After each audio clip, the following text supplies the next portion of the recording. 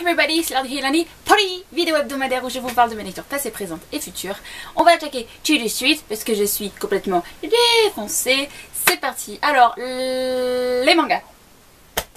Le manga. Je me suis fait cette semaine le tome 2 de Magi par Shinobu Otaka, édité chez Kurokawa, que j'ai adoré, qui est dans la lignée du 1, énigmatique, fantastique, avec donc les mythes des mille et une nuits. J'ai trouvé ça très bien, j'ai trouvé ça très beau à regarder.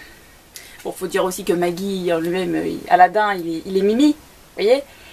Et du coup on en apprend un peu plus sur Alibaba dedans, ce que j'ai aimé, et j'ai vraiment envie de me faire le 3. Et il y a de très fortes chances pour que ce soit pour ce soir, le tome 3, parce que je l'ai déjà. Et vu qu'il y a Morgiane sur la couverture, peut-être qu'on en apprend plus sur Morgiane, je sais pas. Mais si vous ne connaissez pas encore Magi, ce qui m'étonnerait, je vous conseille vraiment, c'est un bon shonen. Il existe en animé, si vous ne vous sentez pas de les lire en papier. Que j'ai pas encore regardé, mais bref, je trouve ça excellent de traiter le thème des mille et une nuits. Il est bien pour le moment, je vous le conseille. Et c'est tout. Alors, on va reprendre le fil des romans.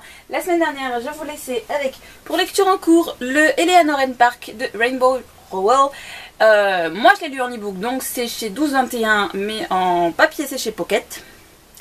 Et ce livre, vu que je savais pas du tout quoi m'attendre par l'écriture de l'auteur, en fait, je sais pas si ce que je vais dire va avoir un sens pour vous, mais vous êtes dans un roman, ça se passe dans les années 80, ce que je trouve très très rafraîchissant, parce que du coup la vie n'est pas tout à fait la même, et ça fait du bien de voir comment était la vie sans les téléphones portables et les autres technologies qu'on a aujourd'hui. C'était une autre ambiance peut-être, donc je sais pas, j'ai apprécié ce fait, et qui est encore plus hors norme, on va dire, c'est que dans ce roman, vous avez deux geeks. Alors, je mets les gros guillemets imaginaires, parce que ça m'énerve qu'on utilise geek à tort et à travers.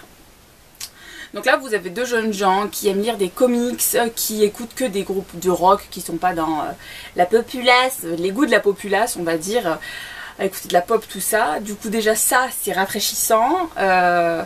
Après, tous les deux ont une personnalité assez bizarre. Je continue avec mes guillemets parce que c'est par rapport à la norme, donc ils sont en dehors du moule américanisé que je déteste, donc du coup j'ai beaucoup aimé ces personnalités. Vous êtes dans leur tête, donc vous suivez leur logique qui est très logique, mais quand vous les écoutez parler, ça peut pas sembler normal ce qu'ils racontent. Enfin, je sais pas si c'est clair ce que je dis, mais du coup moi j'ai adoré ce point. Ensuite, pour une fois j'ai fait des notes. Donc voilà, du coup, avec les personnages en fait, de par ce que je vous disais qui sont un peu bizarres, vous avez aucune prévisibilité, et je trouve ça tellement rafraîchissant, tellement stimulant, que je l'ai lu très vite. Bon, je vous ai dit aussi la semaine dernière que ça se lisait vite parce que c'était sous forme de paragraphes, et que donc il y a un rythme assez soutenu, et du coup bah, vous lisez très très vite. Voilà. Ensuite, bon ça je vous l'ai dit, donc c'était des personnages très attachants, mais je vous ai pas dit pourquoi. Alors en fait, donc je vous ai dit qu'ils sont bizarres, donc pour moi c'est un bon point, mais ça peut pas être le cas pour tout le monde. Mais ce que j'ai aimé, c'est que de par leur vécu, ils sont forts, mais en même temps, étant donné qu'ils sont adolescents, ils ont une certaine naïveté qui est très touchante, qui fait qu'on a envie de compatir à leur malheur. Mais du coup... ils sont vraiment touchants parce qu'ils n'ont pas confiance en eux, même s'ils essayent d'avoir une carapace assez rigide pour le monde extérieur. Quand Eleanor et Park se retrouvent ensemble, ils sont juste adorables. Vous avez envie de les câliner et tout, c'est trop mignon. Voilà, et je mets un big up plus pour le père de Park, que j'ai tout simplement adoré, tellement il était ouvert d'esprit, attentif aux désirs de ses enfants, tout ça. Enfin, bref, je kiffe. Beaucoup aimé. Après, qu'est-ce que je peux vous dire? que ce bouquin, j'ai vraiment bien fait de faire des notes, que ce bouquin est super parce qu'en fait, en dehors du thème d'une histoire d'amour entre adolescents, il y a vraiment un fond derrière assez intéressant parce que ça parle de confiance en soi, d'assumer le fait de pas être comme tout le monde en fonction de ses goûts, tout ça, le fait de pas être pareil physiquement parlant parce que du coup, Éléonore est bien en chair, les cheveux roux, elle a des taches de rousseur, tout ça. Et elle s'habille pas comme les autres aussi. Du coup, voilà. C'est bien. Vous avez le harcèlement scolaire aussi comme thème. Et du coup, j'ai trouvé ça très profond, mais du coup, raconté d'une manière naïve, comme je vous disais, ce qui fait que ça passe. C'est pas dramatique. Donc j'ai bien aimé. Et du coup, le dernier mot de la fin, j'ai pas aimé la fin. Enfin, pas aimé, le terme est fort, mais je l'ai pas trop bien comprise. En fait, je me sens un peu larguée, un peu nulle. Et c'est une fin ouverte en fait. Vous pouvez imaginer la fin que vous voulez. Mais j'ai pas aimé. Et voilà. Donc bref, si dans toutes les choses que je vous ai dit, ça vous donne envie de lire Eleanor and Park, dites-moi le. Et si vous l'avez déjà lu, dites-moi ce que vous en avez pensé. Merci. Alors, ensuite, livre suivant que j'ai fini hier soir. Et comme vous pouvez le voir, je l'ai aimé. Mais c'était évident que j'allais l'aimer. C'était le tome 3 de la fin de Sud par Sandy Williams, édité chez Milady. Et c'est fini. Et c'est triste, mais en même temps c'est cool. Parce qu'en même temps ils étaient en guerre tout du long. Alors c'est quand même bien d'avoir la fin de la guerre, vous voyez. C'est cool. Donc avec des fées. Vous savez que j'aime pas ça d'habitude. Mais là j'ai kiffé.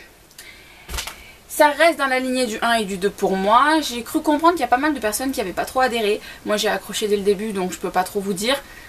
Vous avez donc Mackenzie qui a toujours sa personnalité assez forte. Aren, que j'aime trop ce gars. Vous avez Kyol aussi et on ressent plus d'émotions de Kyol dans ce tome 3 que j'adore parce que je l'aimais bien aussi ce personnage. Donc plein de bonnes choses, beaucoup d'actions, des revirements de situation. Vraiment des choses que j'adore, donc c'est un beat trop bien. Si ça intéresse certaines personnes d'aimer des séries courtes, je peux vous le conseiller parce qu'il n'y a que 3 tomes et que c'est en poche, c'est trop cool. Donc je vais pas essayer de m'éterniser là-dessus, mais vous pouvez comprendre que je l'ai aimé. Hey. Voilà, et ensuite on en arrive... Ah oui, et mon Sid là, je vais faire lecture encore avec mon amie Jane. Coucou Jane. Et quitte à parler lecture commune, je vous parle de ma lecture en cours qui est une lecture commune aussi. Je suis en train de me faire le tome de The Geek Girl par Holly Snail, édité chez Nathan, que je remercie pour l'envoi. Donc c'est une lecture que je fais en cours avec mademoiselle Lini de Lini Bokajic. Coucou Chouquette. On va s'appeler par nos pseudos maintenant dans les vidéos, ça va être marrant. Donc Chouquette et moi on est en train de le lire. Bon, je crois qu'elle m'a mis une raclée monstre parce que j'étais pas chez moi ce week-end, j'étais en vacances. Donc la capitale m'a kidnappée, je pouvais pas faire autrement. Donc, du peu que j'ai lu 99 pages. Oui, c'est précis quand même. Hein. J'adore Harriet. Je l'avais adorée dans le tome 1. Elle est tellement dynamique, elle est folasse, elle est très intelligente, mais pareil que comme dans Eleanor and Park, elle est naïve en même temps. C'est un chick lit pour adolescents. Ça a vraiment les mêmes codes que de la chick lit. Et même si la chick lit adulte me donne plus envie, plus trop. Là, ça passe, mais comme lettre à la poste, je m'amuse. J'ai envie de connaître la suite. Et je pense d'ailleurs que pendant que la vidéo se mettra en ligne pour vous, je vais avancer.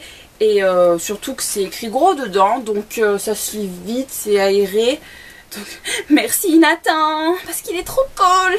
Du coup, j'étais déjà en train de me dire, avant même de le commencer, oh, mais le prochain, c'est le dernier. Vous voyez, il est trop cool. Voilà. Je vais essayer de ne pas m'éterniser. Voilou, voilou. Et ensuite, qu'est-ce que je vais lire après? Je vous avoue que j'hésite.